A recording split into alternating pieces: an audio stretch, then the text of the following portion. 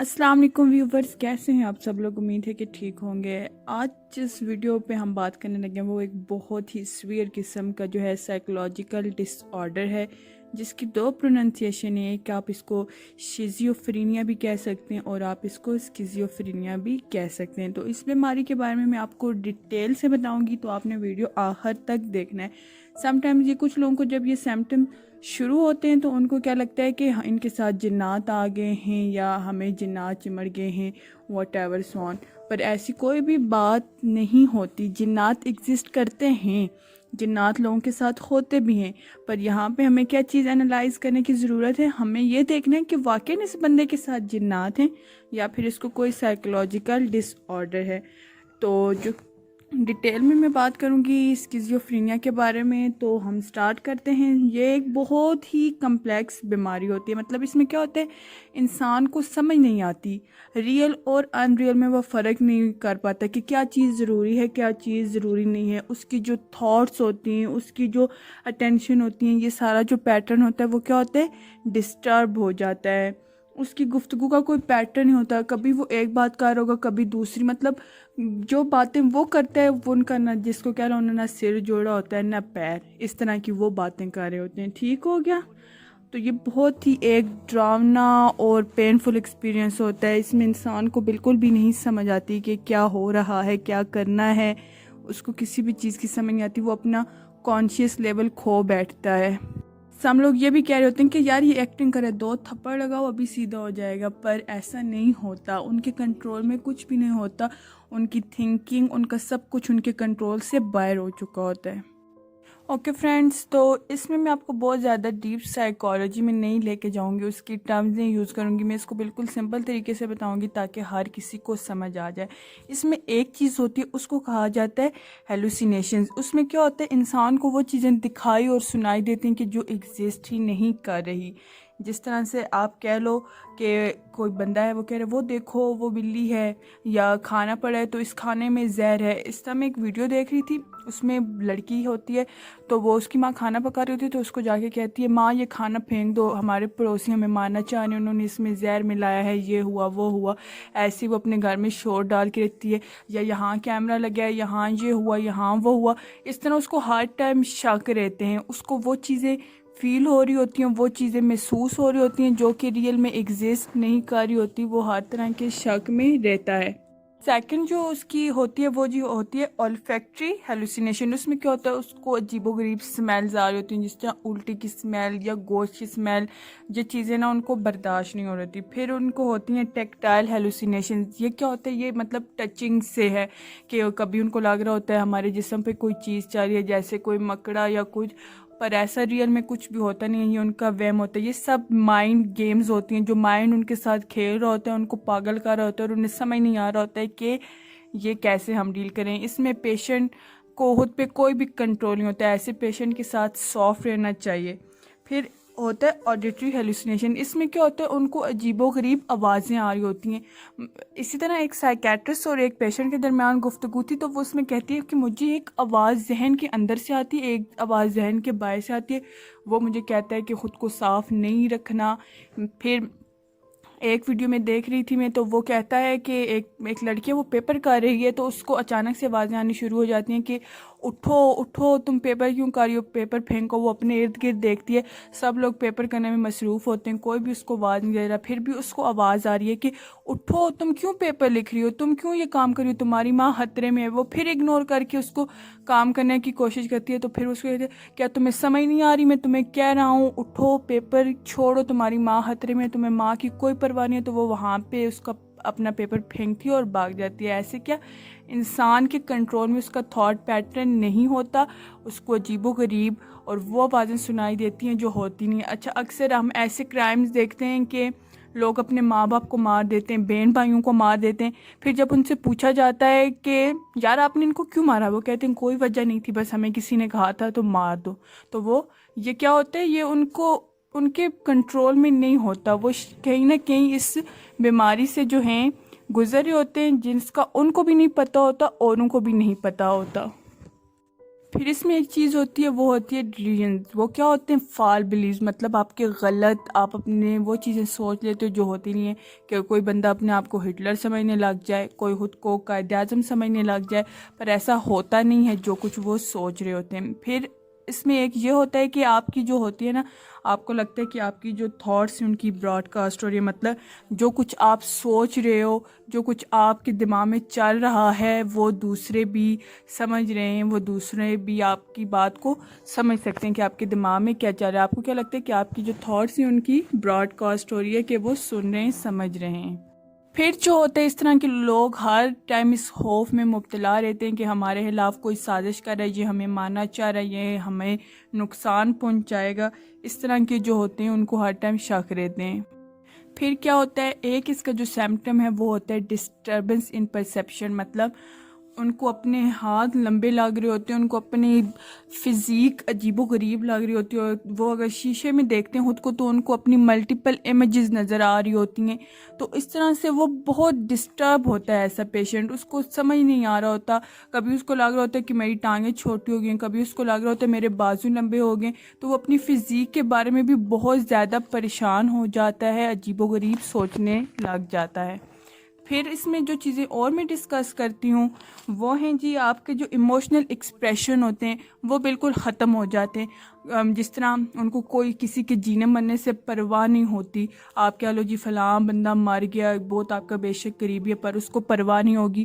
آپ اس کو بتاؤ کہ اس کی شادی ہے، یا جس طرح ہم لوگوں کو ایکسائٹمنٹ ہوتی ہے نارمل لوگوں کو، پر اس کو کوئی ایکسائٹمنٹ نہیں ہوگی، اس کو نہیں پرواہ ہوگی کوئی مر رہا ہے جی رہا ہے، آئی ڈونٹ کیئر. یہ پیشنٹ اس طرح کا ہو جاتا ہے. ایسا جو انسان ہوتا ہے وہ لوگوں میں گلنا ملنا چھوڑ دیتا ہے. اس کی جو پرسنالٹی ہوتی ہے وہ فلی ڈسٹرائے ہو جاتی ہے. اس کی جو فزیکل اس کی پرسنالٹی ہوتی ہے وہ بھی ڈسٹرائے ہو جاتی ہے. ایسا انسان ہمیشہ شک میں رہتا ہے، اور اپنے آپ سے باتیں، ایسے لوگ اپنے آپ سے بہت باتیں بھی کرتے ہیں. جس طرح بیٹھے میں اکثر آپ لوگوں کو دیکھتے ہیں کہ تم وہ باتیں کر رہے ہیں کہ تم کہاں تھے، تم مجھ سے ملنے کیوں نہیں آئے. تو اگر پوچھو کس سے باتیں کر رہے ہو تو وہ کہہ رہے ہوتے ہیں یہ ہمارے پاس بیٹھا ہے، چپ ہو جاؤ، ہمیں تنگ نہ کرو، اس سے بات کرنا. یا ٹی وی میوٹ پہ لگا ہوا ہے تو اب وہ دیکھ رہے ہیں، اور یا پھر ٹی وی آن ہی نہیں ہے اور وہ سب کو کہہ رہے ہیں آگے سے ہٹو ہٹو، ہمیں ٹی وی دیکھنے دو، ہمیں ٹی وی دیکھنے دو، جبکہ ایسا کچھ ہو ہی نہیں رہا ہوتا. ٹھیک ہو گیا. پھر اس میں جو چیزیں ہیں وہ یہ کہ جب بہت سے لوگ یا کچھ لوگ جب یہ اسکیزوفرینیا کے بارے میں پڑھنا شروع کر دیتے ہیں تو وہ کہتے ہیں، وہ ابھی کسی کے ساتھ اگر جنات بھی ہیں تو وہ کہتے ہیں کہ نہیں نہیں یہ جن نہیں ہے، اس کو یہ بیماری ہی ہے. پر ایسا نہیں ہوتا. ضروری نہیں ہے کہ اس انسان کو بیماری ہو. بینگ اے مسلم، ہم مسلمان ہیں اور ہم اس چیز پہ یقین کرتے ہیں کہ جنات اور یہ چیزیں ایگزسٹ کرتی ہیں. تو پھر ہمارا تو اس چیز پہ بلیف ہے. تو آپ نے کیا کرنا ہے، آپ نے یہ سمپٹمز اور یہ چیزیں دیکھنی ہیں کہ کیا اس کو کوئی جنات کے اثرات ہیں یا پھر اس کو بیماری ہے. اور سم ٹائمز لوگ سوچ رہے ہوتے ہیں، کچھ لوگ اپنی یہ بیماری اس لیے بھی نہیں بتاتے اور وہ یہ شو کرتے ہیں کہ ہمارے ساتھ جنات ہیں تاکہ لوگ ہمیں پاگل نہ سمجھیں، لوگ کہیں یہ پاگل ہو گیا. ایسے لوگوں کا بالکل اپنے کنٹرول میں کچھ بھی نہیں ہوتا، نہ ہی کوئی ایکٹنگ کر رہا ہوتا ہے جو ان کی. اور یہ ایک اس کو یہ بھی کہا جاتا ہے کہ یہ ڈپریشن یا انگزائٹی کا جو ہوتا ہے نا لاسٹ لیول ہوتا ہے. اس لیول پر جا کے جو ہے انسان بالکل وہ سوسائڈل تھاٹس آنا شروع ہو جاتی ہیں. اور میں آپ کو بتاؤں کہ اس میں 15 سے 20% پیشنٹ ایسے بھی ہوتے ہیں کہ جو سوسائڈ کر لیتے ہیں. اور یہ پیشنٹ اتنے زیادہ اگریسو ہوتے ہیں، مطلب ان کو اتنا زیادہ غصہ آتا ہے، اتنا چڑچڑا پن ان میں ہوتا ہے. اس میں آپ کو ایک بات بتاتی ہوں. ایک پیشنٹ اسی ڈیزیز کا ایک دفعہ فون کال پہ بات کر رہا تھا، اور فون پہ جو بات ہو رہی تھی وہ اس کے مطابق نہیں تھی. اگلا بندہ اس کو جو بات کہہ رہا تھا وہ اس کے مطابق نہیں تھی، وہ اس سے یہ جواب نہیں چاہ رہا تھا جو وہ دے رہا تھا. تو غصے میں اس انسان نے اپنا فون پھینکا اور چلتی ہوئی ٹرین آ رہی تھی اس کے آگے لیٹ گیا. ایسے لوگوں کو اپنی زندگی موت کی بھی کوئی پرواہ نہیں ہوتی. وہ خود کو بھی نقصان پہنچاتے ہیں، دوسروں کو بھی نقصان پہنچاتے ہیں. But every case is not schizophrenia, اور ہر کیس جو ہوتا ہے جنات کا بھی نہیں ہوتا. آپ نے اس میں ڈفرینس لرن کرنا ہے کہ آیا اس پہ جنات کا اثر ہے یا پھر اس کو یہ سائیکولوجیکل ڈس آرڈر ہے. پھر اس کے مطابق کچھ لوگ دم درود سے ٹھیک ہو جاتے ہیں، کچھ لوگ نہیں ہوتے، کچھ لوگ سائیکیٹرسٹ کے پاس جا کے ٹھیک ہو جاتے ہیں. اسی طرح آپ نے جو ہے جو اس کا مینیجیبل ٹریٹمنٹ ہے وہ کروانا ہے.